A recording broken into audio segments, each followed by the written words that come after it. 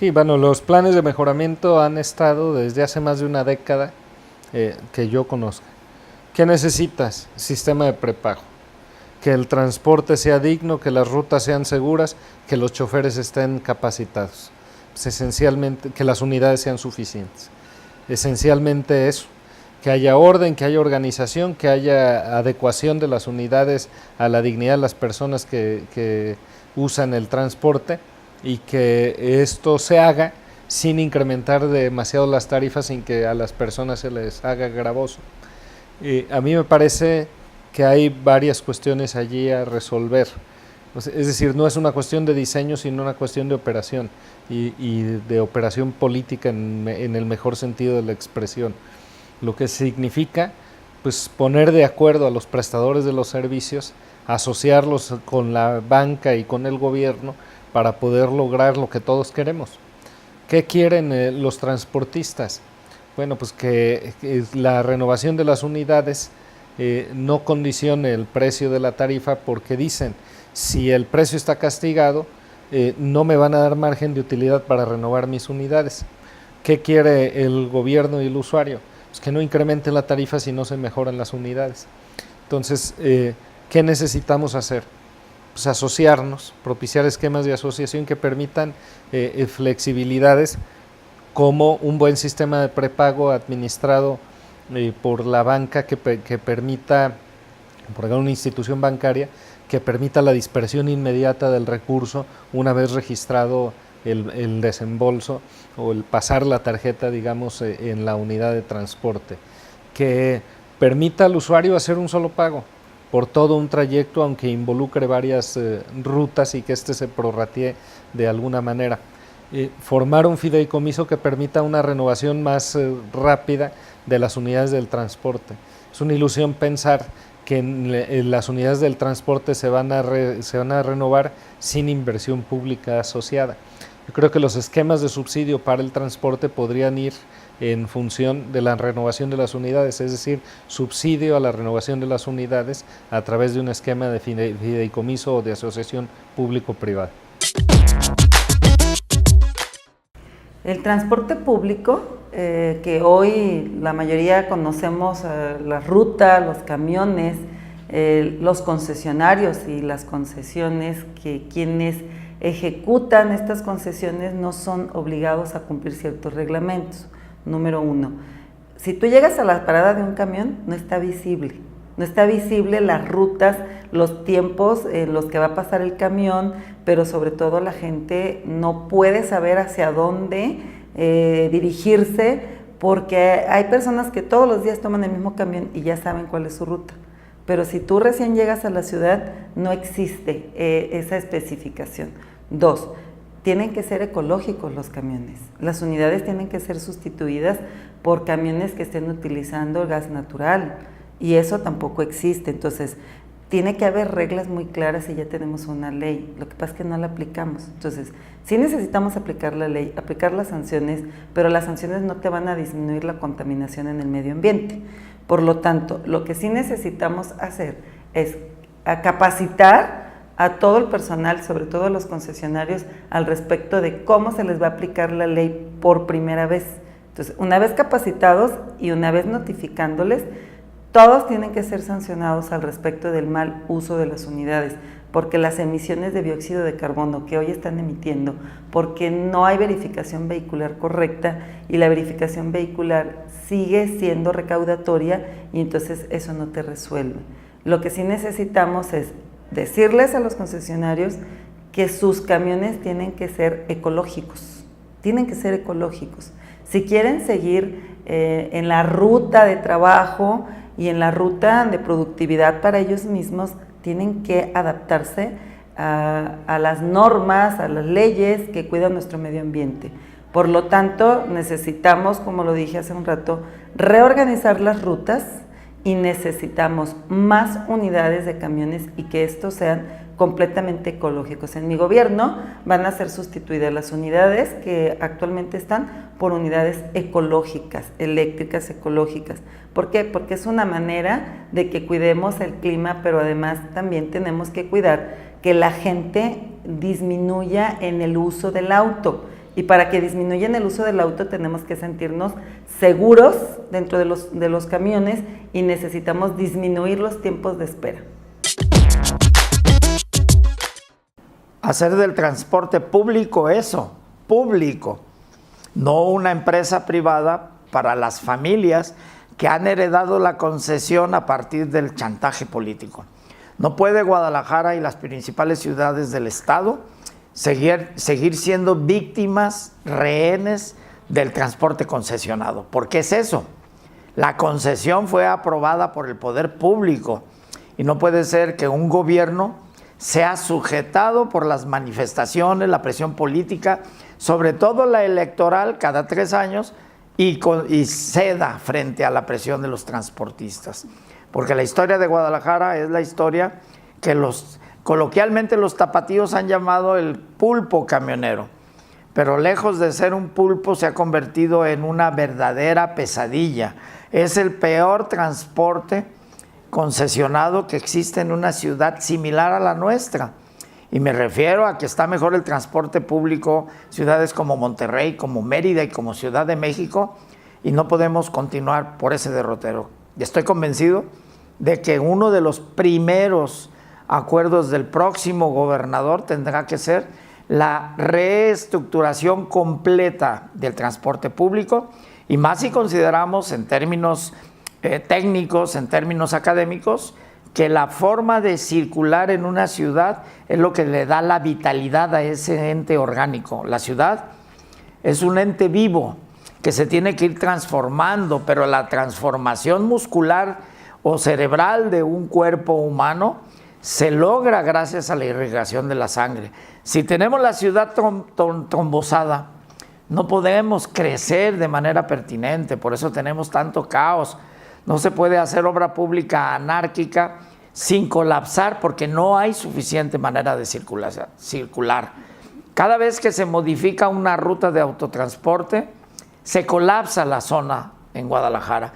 Cada vez que se mejora una vialidad o se peatonaliza, se colapsa la ciudad porque hay anarquía en la intervención de la ciudad y no hay suficiente transporte público, que debería de ser lo fundamental para mover la fuerza de trabajo. La mayor parte de los usuarios del transporte son trabajadores, y los trabajadores que están en las fábricas, en los estantes, en las tiendas, son los que mueven la economía. Sí, hay un proyecto maestro basado precisamente en el reconocimiento del problema. Es un problema crítico y que se torna agudo ya en algunas zonas de la urbe. Ha crecido la ciudad, se han permitido muchos desarrollos hacia zonas donde se han revisado condiciones de habitabilidad, en muchas de ellas de servicios básicamente, pero no se está revisando el alcance de la movilidad hacia esos lugares. Se analiza básicamente el que haya vías de comunicación para la zona y de la zona hacia el resto de las áreas, pero no se está haciendo de manera acompañada de un plan donde se revise que para allá puede haber o exista incluso ya movilidad. Un ejemplo que se puede dar aquí en la urbe tapatía metropolitana es un gran desarrollo que se está viviendo hacia el lado de la carretera que va a Colotlán o a Zacatecas, donde en los últimos años se han establecido muchos desarrollos habitacionales de clase media y media baja y popular. Estamos hablando de un incremento de esa zona de cerca de 300,000 habitantes y no hay transporte total para ellos. Hay planes, pero no se han establecido. El plan maestro incluye esto, la construcción de corredores viales para que puedan circular los corredores de servicio público masivo, un tranvía que tiene que venir de esa zona hacia la cabecera municipal Zapopan. Se tiene que pasar necesariamente por la revisión de la ampliación de las 2 líneas de tren ligero que existen y una vez que se está previsto terminar la tercera para fin de año, ir pensando en la 4 y la 5. El tema incluye, obviamente, el plantear que se actualicen los planes parciales para que se pueda sustentar los nuevos desarrollos inmobiliarios en zonas donde pueda existir transporte público realmente, y una revisión de hasta dónde es posible cambiar rutas. Sí, mira, yo he platicado con los propietarios, con los empresarios del transporte público. Ellos no están en contra de la ruta empresaria. O sea, nosotros creemos que, de hecho, ellos proponen, tienen ya todo un modelo de capacitación y mejora de vida para el que se pone atrás del volante. El que maneja una unidad, el ruta hombre-camión, es víctima tanto como el usuario como también el propietario. ¿Qué es lo que está sucediendo? Hay una serie de situaciones que no se están contemplando. El por qué no ha evolucionado de una manera eficiente el transporte para el usuario, que es a donde tenemos que llevar la mejora. Primero, ellos proponen la capacitación de hasta 900 horas para las gentes que se pongan atrás de un volante, pero también para que haya esa capacitación y esa profesionalización de la gente que conduzca una unidad de transporte público, también tiene que tener garantía de vida. ¿En qué significa eso? Pues que le demos seguridad laboral, como son su seguridad social, ¿sí? Darle sus derechos patronales y darle la posibilidad de que haga un futuro a través de una hoja pulcra de servicio que les permita aspirar a una pensión, a una jubilación. ¿Cómo podemos llevar esto adelante?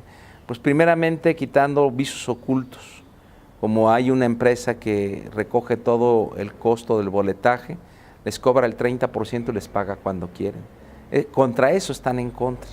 Les están condicionando la actualización de su ruta y de sus permisos en base a que firmen otros 7 o 10 años más la administración de esos recursos. Yo te lo voy a plantear desde muy particular punto de vista como empresario. Es como si yo tuviera 100 farmacias y me dijeran, nosotros vamos a cobrar y vamos a cobrar por ti. Y te vamos a quitar el 30% de todo lo que vendas por administrarte tu dinero. Y si a esto le sumamos que ellos son los que están financiando la ayuda del transporte de estudiantes, pues ha dejado de ser un negocio también para los empresarios. Tenemos que cuidar el equilibrio entre el empresario, regresarle el respeto y que ellos hagan cargo de la administración de sus recursos. Tenemos que darle mejor calidad de vida y garantía laboral y capacitación y profesionalización al del volante, y tenemos que esto verlo reflejado en el bienestar y en la seguridad y en un transporte digno para los usuarios del transporte urbano y colectivo. Esta empresa es un proceso largo, complejo y en muchas ocasiones tortuoso, porque evidentemente provenimos de una cultura en donde nuestra tradición y nuestra forma de trabajar no tiende hacia un esquema de asociacionismo. Por lo tanto, es muy importante y es clave que impulsemos un esquema de movilidad diferente, en donde cuidemos mucho que el transporte no compita por los pasajeros, en donde tengamos una mayor y mejor calidad de vehículos para que la gente se pueda transportar, en donde podamos mutar de ese esquema en donde el chofer tiene que hacer todo, abrir la puerta, cobrar un boleto, despacharlo y estar pendiente de los pasajeros, además de conducir, y esto genera estrés, genera caos, problemas que derivan en accidentes viales y en situaciones trágicas en muchas ocasiones. Por eso estoy convencido que la ruta es la correcta, ruta empresa, con una visión moderna, con un transporte de mejor calidad, pero también en donde nosotros tengamos en cuenta que el prepago debe ser el mecanismo adecuado para poder transitar. Hay algunos retos que no se han resuelto.